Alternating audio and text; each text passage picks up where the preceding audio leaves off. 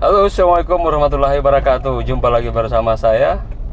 Sore ini kita akan jalan-jalan bersama Bung Fadli, manajer registrasi dan ujian Universitas Terbuka Ternate. Apa kabar? Alhamdulillah sehat, Bung Sugianto. Jadi sore ini kita akan jalan-jalan keliling-keliling kota Ternate sambil bercerita, memperkenalkan kepada Anda semua tentang apa itu UT, Universitas Terbuka, dan bagaimana dengan program-programnya. Untuk itu akan disampaikan banyak hal oleh Bung Fadli, manajer registrasi dan ujian Universitas Terbuka. Silakan Bung Fadli, mau disampaikan saya banyak-banyaknya agar para calon mahasiswa di sana bisa paham dan tahu apa itu UT. Iya, terima kasih. Jadi sore ini sambil kita jalan-jalan sore, sebetulnya tujuannya untuk ngopi, tapi karena cuacanya agak mendung, lebih baik kita putar-putar dulu sambil melihat kondisi kota Ternate. Nah, ini kebetulan karena kita baru saja selesai kerja jam 5 tadi. Ya, ada apa-apa. Sambil ngomong, Pak. Jadi jam 5 tadi, jadi sambil itu kita luangkan waktu untuk share informasi terkait dengan Universitas Terbuka. Jadi kalau UT itu bagi banyak orang mungkin ada yang sudah tahu, ada juga yang mungkin belum tahu. UT itu perguruan tinggi negeri ya. Jadi dia itu perguruan tinggi negeri ke-45 di Indonesia. Ya, jadi kalau yang selama ini ada yang beranggapan bahwa UT itu swasta, ternyata salah ya. Jadi didirikan oleh pemerintah. Ya, jadi sebagai perguruan tinggi ke-45 di Indonesia. Kuliahnya itu jarak jauh ya. Jarak jauh itu artinya proses belajarnya itu difasilitasi dengan bantuan atau dimediasi dengan bantuan internet atau media pembelajaran lain, misalnya bahan ajar digital atau bahan ajar cetak, kemudian melalui UT radio, melalui televisi. Nah, itu yang kemudian menjembatani atau memediasi proses perkuliahan di Universitas Terbuka. Lalu apa bedanya Universitas Terbuka dengan universitas yang lain? Yang pertama, kalau perbedaannya ya dari sisi kurikulumnya ya, karena di UT itu didesain khusus untuk sistem jarak jauh. Yang kebanyakannya atau yang rata-rata metode pembelajarannya itu online ya. Sedangkan perguruan tinggi lain atau perguruan tinggi konvensional yang lain itu menerapkan modus pembelajarannya itu adalah pembelajaran tatap muka, kuliah tatap muka. Ada juga yang sekarang yang sudah menerapkan sistem blended ya, ada yang online, ada yang tatap muka juga. Setelah pandemi ini kemudian ada perguruan tinggi yang lain di Indonesia yang sudah menerapkan sistem blended, ada tatap muka dan ada online. Tapi UT dengan ciri khasnya itu sejak awal memang konsen dengan sistem jarak jauhnya atau kuliah online-nya. Ya.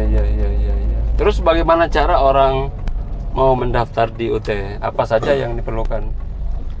Untuk bisa jadi mahasiswa UT itu syaratnya harus punya ijazah SLTA.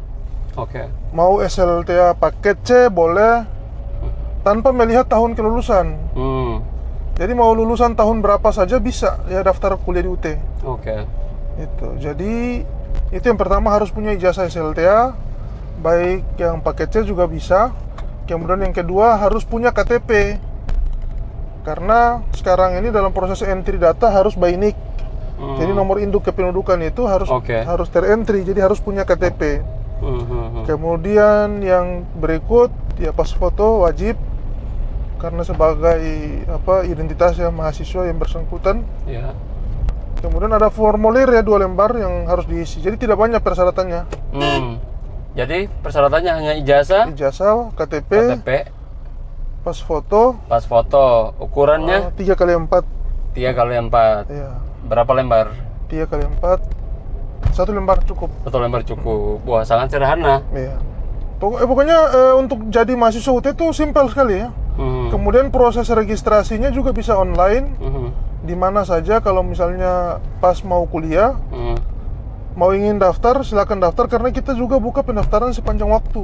Daftar boleh online juga. Boleh online. Boleh datang ke kantornya. Boleh datang ke kantor. Oke. Jadi begitu sudah daftar, biaya daftarnya berapa? Biaya pendaftarannya 100.000. 100.000. 100.000. Satu lagi kalau di UT itu tidak ada uang sarana. Jadi kita itu tidak ada yang namanya uang bangunan, uang sarana. Di universitas terbuka tidak ada itu. Jadi bagi masyarakat yang beranggapan bahwa kuliah di UT itu mahal, sebetulnya sangat murah. Karena kita hanya memberlakukan pembayaran biaya pendaftaran dan SPP. Tidak ada uang sarana atau bangunan di awal. Pokoknya hanya uang pendaftaran 100.000. Ya kan? KTP, ijazah, udah selesai. Ya sama kan? mengisi formulir yang nanti disiapkan di kantor. Formulir. Udah setelah itu tinggal bayar biaya SKS-nya. Biaya SKS boleh, karena kita kan ada sistem paket dan non paket ya. Kalau non paket itu berlaku biaya per SKS. Jadi per SKS kita itu di takaran 36.000 sampai dengan 80.000-an lah. Untuk satu SKS. Itu yang non paket. Nah ini, Bung, kita satu-satu ya, biar mudah dimengerti oleh mereka yang di luar sana, terutama bagi para calon mahasiswa, agar mereka paham. Jadi tadi pertama dulu ya, saya mempermudah dulu. Biaya registrasi hanya 100.000. Kemudian hanya bawa ijazah satu lembar, legalisir, kemudian KTP, sama isi formulir. Hanya itu. Setelah itu harus ada ospek lagi atau tidak di UT? Kita ada orientasi ya, orientasi studi mahasiswa baru untuk pembekalan belajar jarak jauh. Jadi hanya untuk memberikan informasi terkait dengan sistem belajar jarak jauh di UT. Namanya orientasi. Orientasi itu studi berapa hari? Mahasiswa baru, 1 hari untuk OSMB-nya, kemudian 1 hari untuk PKBJJ-nya. Jadi rangkaian kegiatan untuk mahasiswa baru itu layanan yang disiapkan oleh UT, ketika dia di awal masuk mahasiswa baru itu kurang lebih ada kegiatan yang dia harus ikuti. Baik bisa kami selenggarakan secara daring atau luring ya. Yang pertama itu OSMB, orientasi studi mahasiswa baru. Kemudian yang kedua itu adalah PKBJJ, pelatihan belajar jarak jauh. Kemudian yang ketiga itu ada workshop tugas atau assignment workshop, dan yang keempat itu atau yang kelima adalah klinik ujian. Jadi memberikan pembekalan kepada mahasiswa baru sebelum dia mengikuti ujian. Karena ini kan awal ya, bagi mahasiswa baru untuk mengenal atau mengikuti ujian di UT. Jadi kami menyediakan layanan yang namanya klinik ujian untuk memberikan informasi terkait dengan sistem ujian di UT. Sehingga dia ketika ujian tidak mengalami kesulitan atau mengalami kebingungan dalam mengikuti ujian di UT. Gitu. Jadi namanya itu LPKBJJ.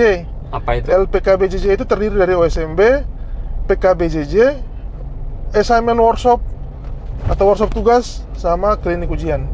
Ada 4 kegiatan wajib yang itu hanya di awal ya. Ketika dia jadi mahasiswa baru saja, di semester kedua sudah tidak wajib lagi untuk mengikuti. Itu tadi tahapan registrasinya. Sangat mudah ya? Iya. Biayanya pun biaya SPP-nya juga sangat murah, sangat terjangkau. Biaya SPP itu maksudnya mereka ambil berapa mata kuliah maksudnya ya? Ya, kalau yang non paket itu sesuai dengan jumlah SKS yang dikontrak. Nah, tapi kalau aturan dikti itu kan mahasiswa maksimal registrasi mata kuliah per semester itu hanya 24 SKS atau 8 mata kuliah. Kalau rata-rata satu mata kuliah 3 SKS. Kalau satu mata kuliah 3 SKS berarti kalau 8 mata kuliah kan berarti 24 SKS. Nah, jumlah SKS itu yang dikalikan dengan nominal atau biaya per SKS. Misalnya per SKS-nya 36.000. Berarti kalau jumlah SKS-nya 24 berarti 24 kali 36.000. Itu merupakan biaya SPP-nya. Nah, itu belum termasuk ini buku ya. Buku dan ongkos pengiriman bahan ajar yang dikirim langsung dari pusat.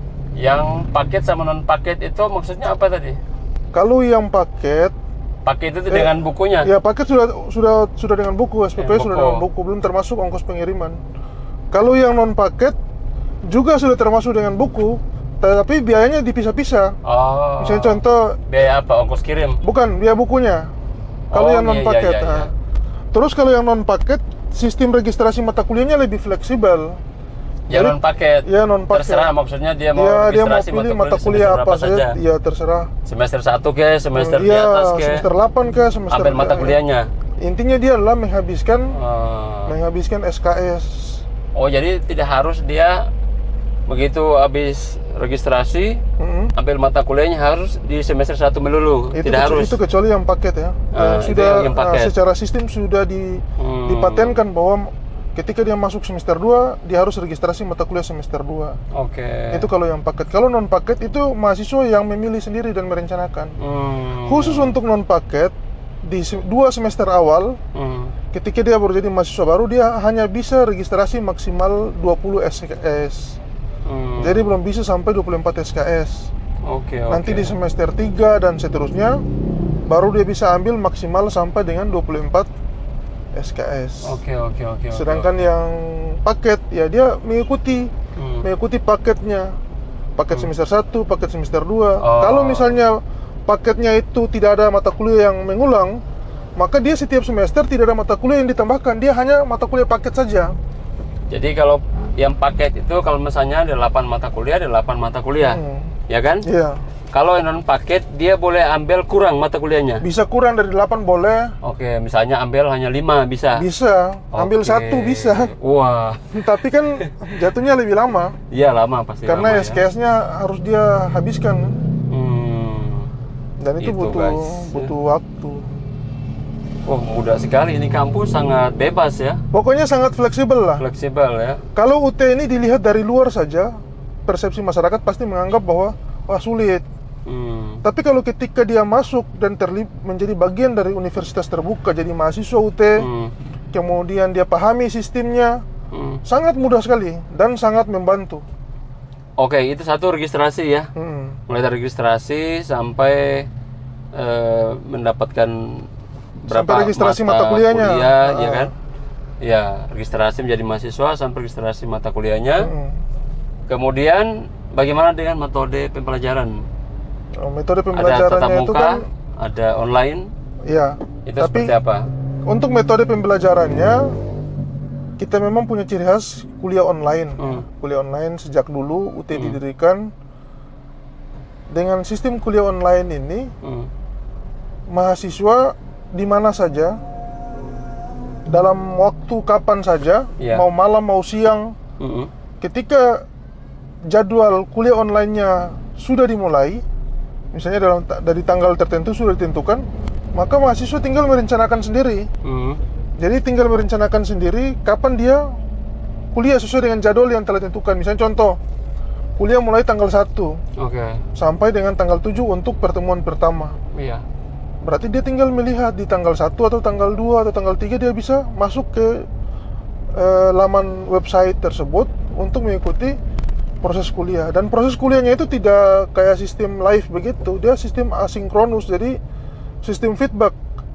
Ketika dosen atau tutor itu memberikan pertanyaan di forum diskusi, dia tinggal menjawab. Begitu juga pada pertemuan kedua, karena pertemuan pertama dan kedua itu diskusi. Pertemuan ketiga itu tugas. Keempat diskusi, kelima ada diskusi dan tugas, keenam diskusi, ketujuh diskusi dan tugas, sedangkan yang ke-8 itu cuma diskusi. Jadi yang genap itu untuk diskusi, untuk pertemuan ganjil itu diskusi dan tugas selama 8 minggu. Atau 8 sesi.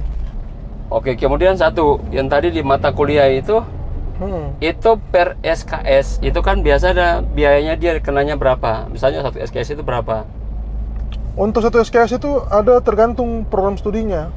Jadi kita per SKS yang paling murah itu 36.000. 36.000 sampai yang paling mahal? Yang paling mahal kurang lebih kalau tidak salah 80.000 ya. 80.000 per SKS. Per SKS. Itu tergantung program studinya. Tergantung program. Jadi rata-rata ilmu sosial, kemudian fakultas ekonomi itu SKS-nya itu 36.000. 36.000. SKS dikali dengan biaya per SKS-nya. Ya, betul sekali. Jadi satu SKS dikalikan biaya per SKS dengan biaya per SKS. Jadi kalau misalnya satu SKS biayanya sekian. Ya kan? Dikasih kali berapa banyak SKS. Ya kan? Nah, biar para calon mahasiswa itu bisa tahu, oh ternyata segini biayanya, agar mereka bisa mengukur. Oh, ternyata di sini Itu sangat yang mudah. Itu yang non paket itu. Non paket. Non-paket. Kalau yang paket itu sudah paten per semesternya tuh 1.300.000 ditambah dengan ongkos pengiriman. Kalau Ternate itu sekitar 300-an ya. Oh, berarti kalau non paket boleh kurang dari itu dalam satu semester? Boleh kurang. Boleh kurang dari 1 juta? Boleh kurang, tergantung jumlah mata kuliah yang dia registrasikan. Oke. Ya pokoknya tergantung dia isi dompet lah. Nah itu ya, Anda sudah tahu kan, sangat mudah dan sederhana itu loh. Anda tinggal pilih-pilih berapa mata kuliah yang Anda ingin ambil. Mau 5 boleh, mau 6 boleh. Ya kan, tapi tentu kalau Anda ambil mata kuliahnya terlalu sedikit, maka waktu pun akan lebih lama kuliah. Iya, kuliahnya lebih lama. Jadi kalau mau lebih cepat ya harus mungkin ambil SKS maksimal. Maksimal Iya, berarti mungkin 8 mata kuliah. 8 mata kuliah di semester 3 dan 4 dan seterusnya. Untuk semester 1 dan 2 belum bisa, maksimal 24. Hanya baru bisa sampai dengan 20 SKS. Punya program studi yang sebetulnya tidak ada di kampus di Maluku Utara. Misalnya S1 Perencanaan Wilayah dan Kota, PWKL, atau istilahnya apa ya, planologi ya? Planologi. Itu. Perencanaan dan tata kota. Nah, perencanaan wilayah dan kota. Kemudian kita punya S1 Perpustakaan, satu-satunya perguruan tinggi di Maluku Utara yang punya S1 Perpustakaan. Untuk menyiapkan tenaga pustakawan, itu cuma ada di UT. Nah, terus ada juga kita punya program diploma. Diploma 4 kearsipan. Ini akreditasinya juga A. Gitu. Padahal setiap ya kita lihat ini kan lihat dari sisi peluang, baik itu peluang tes CPNS atau yang lain. Kadang formasi semacam kearsipan, kemudian perpustakawan itu kadang tidak diisi, kosong. Karena sumber daya manusia kita untuk 2 jurusan ini kadang belum ada. Dan sangat sedikit sekali yang untuk fokus mengambil S1 Perpustakaan dan Diploma 4 kearsipan. Oke, itu tadi tahapan masuk mahasiswa, registrasi registrasi mahasiswa, registrasi mata kuliah. Kemudian ada metode pembelajaran tadi ya? Iya. Tadi sampai di metode pembelajaran, ada tatap muka, ada online. Ya? Ada mandiri. Ada belajar mandiri. Kalau belajar mandiri itu ya sistem belajar yang sangat fleksibel. Cuman setelah registrasi mata kuliah dapat bahan ajar, belajar dari rumah. Ya setelah belajar kan tinggal tunggu waktu ujian, datang ujian. Cuman begitu setiap semester. Jadi jangan bingung kalau masa ujiannya kuliahnya cuman begini. Ya memang begitu sistemnya. Jadi setelah registrasi dapat modul, belajar dari modul, tunggu jadwal ujian, datang ujian. Kalau misalnya yang bersangkutan ingin menambah pengetahuannya, ya bisa memanfaatkan sistem belajar online. Bisa melalui tutorial online. Ini sistem pembelajaran yang berbeda, terpisah ini. Ada tatap muka, ada online, ada mandiri. Online itu maksudnya menggunakan sarana internet ya. Sarana internet melalui website. Ada yang namanya tutorial online, ada yang namanya tugas mata kuliah. Jadi tinggal mahasiswa memilih salah satu. Dan itu semua nanti akan kita bimbing, kita arahkan mahasiswa untuk sehingga mereka tidak bingung ini proses kuliahnya bagaimana. Ini tetap nanti akan diberikan bimbingan melalui kegiatan yang tadi saya bilang di awal itu, kegiatan OSMB, kemudian PKBJJ. Sehingga mereka memang tidak mengalami kebingungan. Itu di semester awal saja. Di semester selanjutnya pasti sudah paham sistemnya. Iya. Kemudian belajar mandiri itu berarti cukup beli bukunya tadi. Ya kan buku kan sudah otomatis ya. Otomatis ada. Karena wajib bahan ajar kan di UT. Iya. Wajib punya buku di UT. Kalau kuliah wajib punya buku. Jadi buku itu sudah melekat pada saat dia registrasi mata kuliah. Baik yang paket maupun non paket. Jadi bahan ajar sudah otomatis melekat pada saat dia registrasi mata kuliah. Iya, berarti langsung dapat bukunya ya. Jadi ketika membayar sejumlah SPP baik dari sisi SKS maupun paket, dia langsung include bahan ajar. Tunggu saja nanti bahan ajarnya dikirim langsung ke alamat mahasiswa. Itu berapa lama datang setelah registrasi bukunya? Buku itu karena kita jauh ya dari kita di sini. kurang lebih estimasinya 2 minggu lah. Oh, 2 minggu. 2 minggu bukunya langsung datang di alamat mahasiswa. Jadi alamatnya pada saat registrasi itu diisi alamatnya yang jelas, mudah dijangkau oleh kurir. Kalau Jadi, tidak boleh ambil di kampus UT. bisa pakai alamat kantor UT Ternate. Nanti yang bersangkutan datang atau meminta bantu keluarga atau sahabat temannya untuk ambil. Bisa juga langsung kirim ke wilayah-wilayah kabupaten yang lain. Itu supaya ongkos pengiriman bahan ajarnya jadi murah. Oke, sangat sederhana. Ya. Ya, oke, itu sistem kuliah tadi. Kemudian ada berapa jurusan saja di sana? Kalau kita program Program-programnya. studinya itu S1 ada 37 program studi. S1. Akreditasi A dan B. Kemudian S1 37 program studi. 37 program studi Semuanya sudah terakreditasi A dan B. A dan B. Oke. Kemudian ada 2 program diploma. Oke. Diploma 3 perpajakan dan diploma 4 kearsipan. Itu juga terakreditasi A. Kemudian kita punya ada 7 program magister. Ya. Program sama 2 program doktor S3. Oh, magister apa saja? Magister manajemen, magister administrasi publik, magister pendidikan matematika, magister pendidikan bahasa Inggris, magister pendidikan dasar, magister lingkungan, sama administrasi publik ya. Ya, ya. 7. Oke, itu guys ya. Kemudian yang doktornya?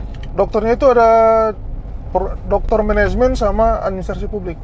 UT ketika menyiapkan programnya itu selalu melihat kondisi atau masalah yang terjadi di masyarakat. Yang pertama, khususnya untuk program pendidikan, kita punya banyak sekali sekolah dasar, SD dan TK atau PAUD, yang sumber daya manusianya itu atau PAUD-nya dan SD-nya itu dikelola oleh SDM yang tidak memiliki spesifikasi keilmuan yang sesuai. Misalnya contoh, guru PAUD, tapi yang mengajar di PAUD itu guru SD. Ada juga guru bidang studi. Ada juga yang guru non pendidikan, misalnya dia sarjana ekonomi, sarjana apalah itu sarjananya. Tapi dia mengajarnya di PAUD. Bukan murni S1 PAUD gitu ya.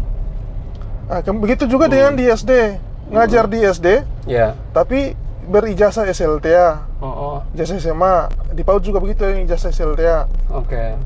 Ada juga yang ijazah non pendidikan mengajar di SD.